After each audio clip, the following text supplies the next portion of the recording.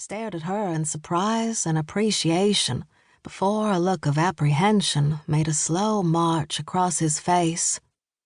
Before Tennie could even say hello, they were hustled into the church, and after one mass wedding ceremony, she found herself sitting on a wagon seat by a man she'd just met, heading for a home she'd never seen. "It's not that far from town," Ashton Granger said in a deep, likable voice, and Tennie assumed he was talking about his ranch. A series of popping noises came from a distance, and she turned to him. "The boys in town are just blowing off steam," he said. "It's just a little gunfire. No cause for alarm." Tennie knew it was probably more than that. She had already been warned about Ringbit by a man who had stayed overnight on their wagon train. He had begged Tennie to run away with him rather than have her go to Ringbit, but Mr. Peyton had chosen that day to have the older women tell the younger ones what would be expected of them on their wedding night. After that, Tennie lost all desire to escape with a buffalo hunter who carried with him the overwhelming odor of something dead.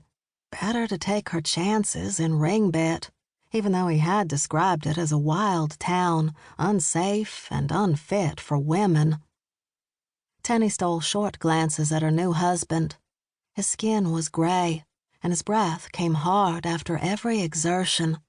But he did not force himself upon her, and for that she was thankful. Tennie knew before the night was over she was probably going to be crying. To get her mind off it, she asked how the town got its name. "It's named after a cruel bit used at one time here on wild horses," he said.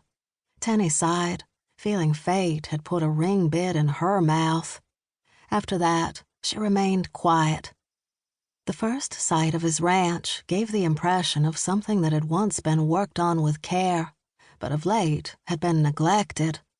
Fences were falling down, the barns leaned, and one of them had a hole in the roof big enough to put a cow through. The porch of the ranch house had poles stuck under it hither and yonder, trying to hold up a sagging roof. Beside a broken gate, 3 boys with sullen eyes and turned-down lips watched them approach. Granger helped her down. Taking her by the hand, he led her to the boys. "Tennie, these are my sons. Rusty is 13, Lucas here is 10, and little Badger is 6. Boys, say hello to your, He paused. Say hello to Miss Tennie. We were married in town this afternoon." They mumbled something while Tennie said hello. Rusty had reddish hair and freckles. Lucas and Badger resembled their father, blue-eyed and dark-haired.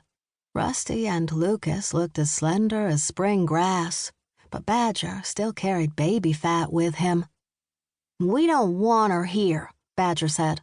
"Why did you marry her?" The look on his brothers' faces said they agreed. Tennie felt her heart sink. Mr. Peyton had only said the boys were a little rambunctious, but she recognized malevolence when she saw it. Granger reprimanded the boys, then said, "Come, Tennie. I'll show you the inside."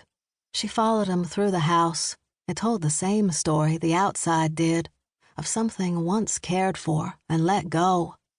The woman in the tintype on the mantel looked like Rusty. "She's been dead 3 years," Granger said.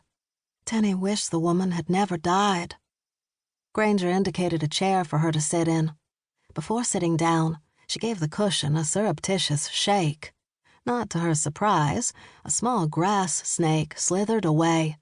The boys looked at one another from under brows lowered in anger. Granger looked old and tired. Tennie didn't even try to talk. When the boys announced 2 riders were approaching the ranch, everyone looked relieved. Tennie walked outside onto the porch with the others, careful to miss the rotten boards.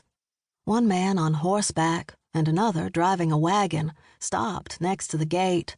She scanned their faces. With a start, she realized she recognized the one on horseback as the man